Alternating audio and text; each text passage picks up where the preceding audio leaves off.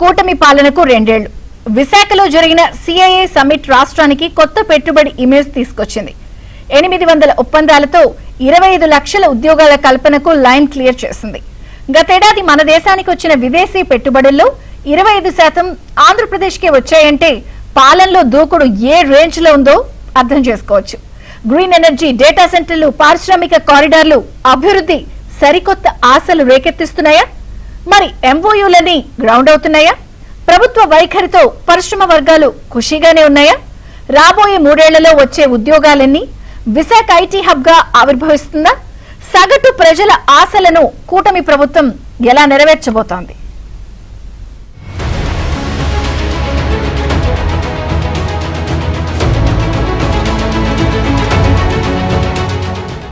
అభివృద్ధి సంక్షేమానికి మూలం. సరిగ్గా ఇదే నినాదంతో ఏపీలో కూటమి ప్రభుత్వం పెట్టుబడుల వేట సాగిస్తోంది. ముఖ్యమంత్రి చంద్రబాబు ఏపీని పెట్టుబడుల గమ్యస్థానం చేసేందుకు దూకుడు ప్రదర్శిస్తున్నారు. కేంద్రంలో అనుకూల ప్రభుత్వం కారణంగా రాష్ట్రానికి కలిసొస్తోంది. అయితే ప్రభుత్వ ప్రకటనలు, ఒప్పందాలు, పెట్టుబడి హామీలు ఎంతవరకు గ్రౌండ్ అవుతున్నాయి? ఎంతమంది యువతకు వాస్తవంగా ఉపాధి లభిస్తోంది? ఈ ప్రశ్నలే కీలకంగా మారాయి. జగన్మోహన్ రెడ్డి పాలనలో పరిశ్రమలు రాష్ట్రం నుంచి తరలిపోయాయని తరచూ విమర్శిస్తున్నాయి కూటమి పార్టీలు. పారిశ్రామిక విధానాల్లో సమూల మార్పులు, శరవేగంగా భూ కేటాయింపులు, సింగిల్ విండో అనుమతులు, విద్యుత్ సరఫరా హామీ, పోర్టు ఆధారిత పరిశ్రమలకు ప్రోత్సాహం, ఐటీ, ఎలక్ట్రానిక్స్, గ్రీన్ ఎనర్జీ రంగాలకు ప్రత్యేక ప్రాధాన్యమిస్తూ ఏపీలో ఉన్న పరిస్థితుల్ని చక్కబెట్టామంటోంది కూటమి ప్రభుత్వం. పెట్టుబడిదారులకు ప్రభుత్వం అందుబాటులో ఉందనే సంకేతాలు పంపడంలో సక్సెస్ సాధించినట్లు చెబుతోంది ఏపీ సర్కార్. గతంలో అనుసరించిన ఈజ్ ఆఫ్ డూయింగ్ బిజినెస్ విధానాన్ని స్పీడ్ ఆఫ్ డూయింగ్ బిజినెస్ గా మార్చారు. 25 కొత్త పాలసీల్ని తీసుకొచ్చి పెట్టుబడిదారులకు స్వర్గధామంగా మార్చడంలో సఫలీకృతమైంది ఎన్డీఏ కూటమి ప్రభుత్వం. అటు ఉత్తరాంధ్ర నుంచి ఇటు దక్షిణాంధ్ర వరకు, అటు రాయలసీమ వరకు 3 ప్రాంతాలకు కూడా సమాన ప్రాధాన్యత ఇస్తూ వచ్చారు. అటు బాబు గారి బ్రాండ్ వల్ల, లోకేష్ బాబు గారి విశేషమైన కృషి వల్ల మన రాష్ట్రానికి ఒక యాక్సెంచులర్ రావడం కానీ, టీసీఎస్ కానీ, సాత్వా కానీ, ప్రపంచ ప్రఖ్యాతిగాంచిన కంపెనీ గూగుల్ డేటా సెంటర్ కానీ, ప్రపంచ ఇనుప దిగ్గజం అరిసిలార్ మెట్టాలకు సంబంధించిన ఇనుముకు కర్మాగారం రావడం కానీ నిజంగా మంచి ప్రగతి, మంచి అభివృద్ధి అని చెప్పాలి. ఇంకో పక్క రాయలసీమని ఓ పక్క హార్టికల్చర్ హబ్గా డెవలప్ చేస్తూనే ఎలక్ట్రానిక్ ఇండస్ట్రీస్కి ప్రాధాన్యత ఇస్తున్నాం, రక్షణ పరిశ్రమకు అక్కడ ప్రాధాన్యత ఇచ్చాం. మొన్నే రాయల్ ఎన్ఫీల్డ్ ఇండస్ట్రీని కూడా బాబు గారు అక్కడ తీసుకురావడం చాలా సంతోషదాయకమైన అంశమని ఈ సందర్భంగా మీకు చెప్పాలి. విశాఖలో పరిశ్రమలు, ఉద్యోగ, ఉపాధి అవకాశాల కల్పనే లక్ష్యంగా 30వ సిఐఐ పార్ట్నర్షిప్ సమ్మిట్ వేదికైంది. Partners in progress, India's road map to Viksit Bharat 2047 theme ఆధారంగా ఈ సదస్సు నిర్వహించారు. ఈ సదస్సుతో ఏపీ మరోసారి అంతర్జాతీయ పెట్టుబడిదారుల దృష్టిని ఆకర్షించింది. 45కి పైగా దేశాల ప్రతినిధులు, వేలాది మంది పారిశ్రామికవేత్తలు, పెట్టుబడిదారులు, విధాన నిర్ణేతలు పాల్గొనడంతో ఏపీకి సరికొత్త గుర్తింపు వచ్చింది. ఈ సదస్సు ద్వారా 613 అవగాహన ఒప్పందాలు జరిగితే 13,25,000 కోట్ల పెట్టుబడుల ప్రతిపాదనలు వచ్చాయి.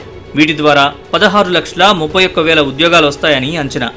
సమ్మిట్కు ఊహించిన దానికంటే ఎక్కువ స్పందన రావడం ప్రభుత్వానికి రాజకీయంగా, పాలనాపరంగా బూస్ట్ ఇచ్చింది. భారత్కి వచ్చిన విదేశీ ప్రత్యక్ష పెట్టుబడుల్లో దాదాపు 25% ఏపీకే రావడం అంటే చంద్రబాబు నేతృత్వంలోని సర్కారు అవలంబించే విధానాలకు నిదర్శనం. అటు ప్రభుత్వ రంగంలోనూ ఉపాధి కల్పనలో భాగంగా ఉగాది రోజు సామాజిక మాధ్యమం ఎక్స్ వేదికగా 10,060 ఉద్యోగాల భర్తీకి జాబ్ క్యాలెండర్ రిలీజ్ చేశారు మంత్రి లోకేష్. ఏపీ వైపే చూడని ఐటీ, గ్రీన్ ఎనర్జీ కంపెనీలు కూటమి అధికారంలోకి వచ్చాక క్యూ కట్టాయి.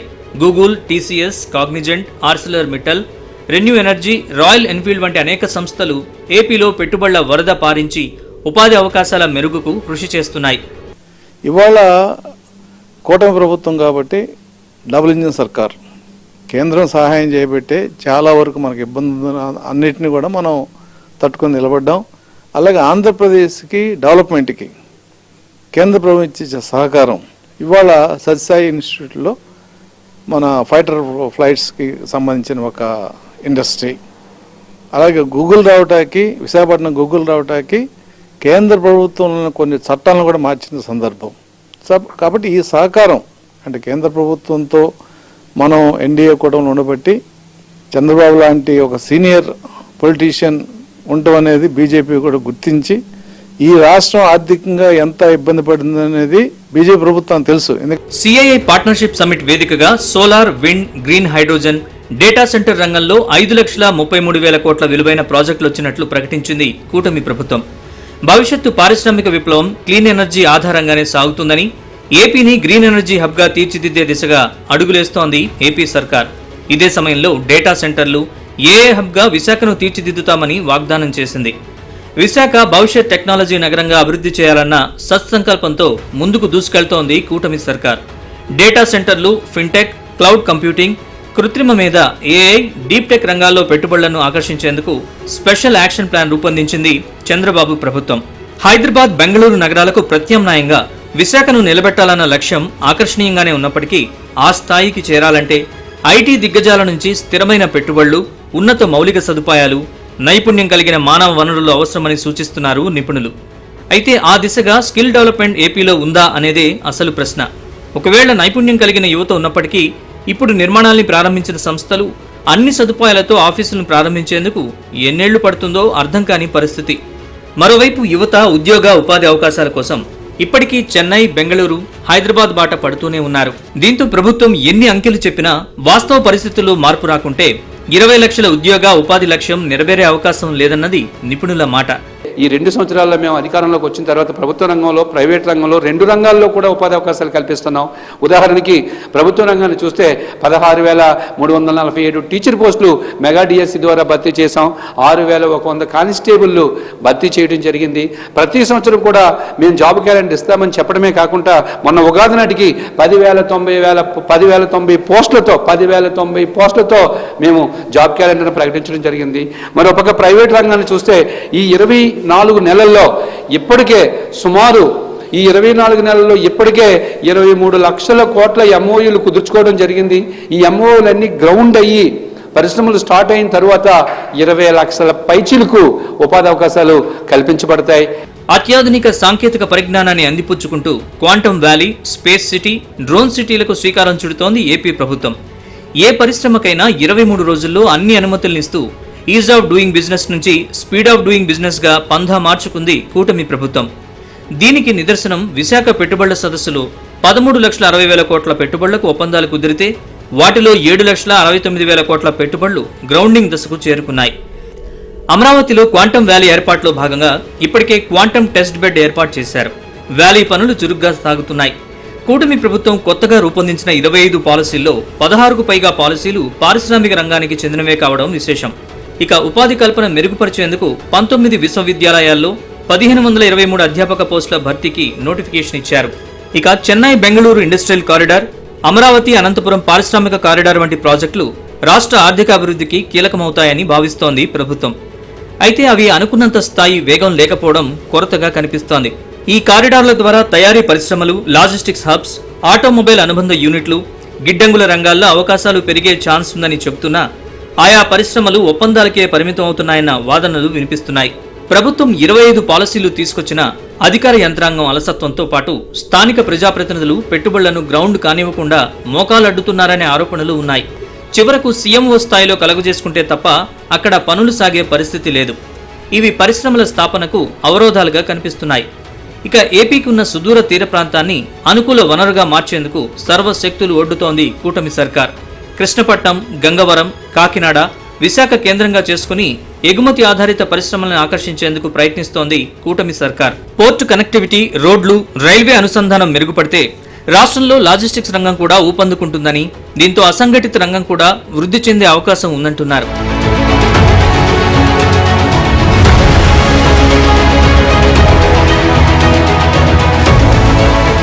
నెలకు భారీ పెట్టుబడి ప్రకటిస్తోంది ఏపీ ప్రభుత్వం.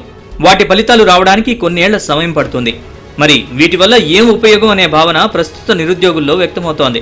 డిఎస్సి, టెట్, పోలీస్ డిపార్ట్మెంట్ సహా వివిధ శాఖల్లో ఖాళీల భర్తీ ప్రక్రియ చేస్తున్నప్పటికీ నిరుద్యోగ సమస్యకు పూర్తిస్థాయి పరిష్కారాలు కావని తేలిపోయింది. ప్రైవేట్ రంగంలోనే పెద్ద సంఖ్యలో ఉద్యోగాలు వస్తేనే ఉపాధికి అవకాశం ఉంటుంది. ఇప్పటికీ గ్రామీణ ప్రాంతాల్లో ఉపాధి అవకాశాలు లేవు. ఐటీ ఉద్యోగాలు రాష్ట్రంలో అంతంత మాత్రమే. నైపుణ్యానికి తగిన ఉద్యోగాల కొరత అధికంగానే ఉంది. దీంతో స్కిల్ డెవలప్మెంట్ పై ప్రభుత్వం దృష్టి పెట్టింది. నైపుణ్యాభివృద్ధి లేకుండా పెట్టుబడులు ఉద్యోగాలుగా మారవని గుర్తించింది. ఇందుకోసం స్కిల్ సెంటర్లు, డిజిటల్ శిక్షణ, పరిశ్రమల అవసరాలకు తగ్గ కోర్సులు, మహిళలకు స్వయం ఉపాధి కార్యక్రమాలు ప్రవేశపెడుతోంది. అయితే శిక్షణ పొందిన యువతకు ఉద్యోగ అవకాశాలను కల్పించడంలో పరిశ్రమలతో సమన్వయం మరింత బలోపేతం కావాలంటున్నారు నిపుణులు. పాలనలో కీలక పాత్ర పోషించే ప్రభుత్వ ఉద్యోగుల బకాయిల చెల్లింపులో సర్కారు విఫలమైందని విమర్శిస్తున్నాయి విపక్షాలు. నేటికి పీఆర్సీ వేయలేదని, ఐఆర్ ప్రకటించలేదని అంటున్నాయి. 2 ఏళ్ల కూటమి పాలనలో పెట్టుబడుల ప్రకటనలు చేస్తున్నా గ్రౌండ్ అయి ఉద్యోగాలు కల్పించే నాటికి ఏళ్లు గడిచిపోతాయనే వాదన వినిపిస్తోంది. అటు కార్మికులు, ఉద్యోగులు, రైతుల విషయంలో మీరు టెక్నాలజీ గురించి మాట్లాడుతున్నారు, మంచిదే. కానీ నేను మారిన మనిషిని, నేను మారానని చెప్తున్నారు. హైటెక్ గతంలో మిమ్మల్ని ముంచింది, ఇవాళకి మళ్ళీ హైటెక్లోనే ఉన్నారు. రైతులు గిట్టుబాటు ధరల గురించి మాట్లాడరు. పేదవాళ్ళకి, కూలీలకు సంబంధించిన ప్రయోజనాలు, పెన్షన్ ఇస్తున్నారు, దాంతోనే చాలదు. ఉద్యోగులకి నేను ఎంప్లాయీస్ ఫ్రెండ్లీ గవర్నమెంట్ అన్నారు, ఇంతవరకు పీఆర్సీ లేదు. కార్మికులకి కనీస వేతనాలు లేవు. వ్యవసాయ రంగం కుదేలవుతూ ఉంది. మరి ఇటువంటి విషయాల మీద, గ్రౌండ్ లెవెల్ అంశాల మీద దృష్టి పెట్టాలి. ప్రభుత్వ వైఖరిలో మార్పొచ్చిందని, అనుమతుల్లో వేగం పెరిగిందని అంటున్నాయి పరిశ్రమ వర్గాలు. అయితే భూసేకరణ, విద్యుత్ వ్యయాలు, నైపుణ్య కార్మికుల కొరత, రవాణా, మౌలిక వసతులు మెరుగుపడాలని సూచిస్తున్నారు. రాబోయే 3 ఏళ్లలో ఇప్పటికే కుదిరిన ఎంఓయూలు పరిశ్రమలుగా మారాలి. పరిశ్రమల్లో ఉత్పత్తి ప్రారంభించాలి. లక్షల్లో ఉద్యోగాలు రావాలి. విశాఖ నిజమైన ఐటీ హబ్గా ఎదగాలి. పారిశ్రామిక కారిడార్లు కార్యరూపం దాల్చాలి. గ్రామీణ ఉపాధి అవకాశాలు పెరగాలి అనే అంచనాలు ప్రజల్లో ఉన్నాయి. 2 ఏళ్ల కూటమి పాలనలో ఏప్రిల్ 30, 2026 నాటికి ఏపీ వ్యాప్తంగా 7,17,000 మందికి పైగా ఉద్యోగాలు కల్పించామని ప్రకటించింది ప్రభుత్వం. 2 ఏళ్లలో 23 లక్షల కోట్ల పెట్టుబడులు ఆకర్షించగా గూగుల్ 1,35,000 కోట్లు, టీసీఎస్ 1,370 కోట్లు, ఆర్సెలర్ మిట్టల్ 1.35 లక్షల కోట్లు, కాగ్నిజెంట్ 1,583 కోట్లు, రెన్యూ ఎనర్జీ 82,000 కోట్లు, ఏఎంసీఏ 15,000 కోట్లు, రాయల్ ఎన్ఫీల్డ్ 2,508 కోట్లు, ఎన్టీపీసీ 1.85 లక్షల కోట్లు, బీపీసీఎల్ 96,862 కోట్లు, రిలయన్స్ బయోగ్యాస్ 65,000 కోట్లు, ఆర్ఎంజెడ్ 90,000 కోట్లు, ఎస్ఏఈఎల్ 50,000 కోట్ల పెట్టుబడులు పెట్టాయి. ఈ పెట్టుబడుల ద్వారా 24 లక్షల ఉద్యోగాలు వస్తాయని అంచనా వేస్తోంది ప్రభుత్వం. ఉపాధి కల్పనలో కేవలం ప్రైవేట్ రంగమే కాకుండా మెగా డిఎస్సీ ద్వారా 16,000 టీచర్ పోస్టులు, పోలీస్ శాఖలో 6,100 కానిస్టేబుళ్లు, 411 సబ్ ఇన్స్పెక్టర్, ఎంఎస్ఎంఈల ద్వారా 1,500 జాబ్ ఫెయిర్లు నిర్వహించి 2,48,906 మందికి ఉద్యోగాలు ఇచ్చారు. స్కిల్ డెవలప్మెంట్ ద్వారా 1,46,627 ఉద్యోగాలు, ఫుడ్ ప్రాసెసింగ్ రంగంలో 64,000, ఐటీ అండ్ ఎలక్ట్రానిక్స్లో 13,866 మంది, పర్యాటక రంగంలో 5,000 మందికి ఉపాధి అవకాశాలు కల్పించినట్లు చెబుతోంది కూటమి ప్రభుత్వం.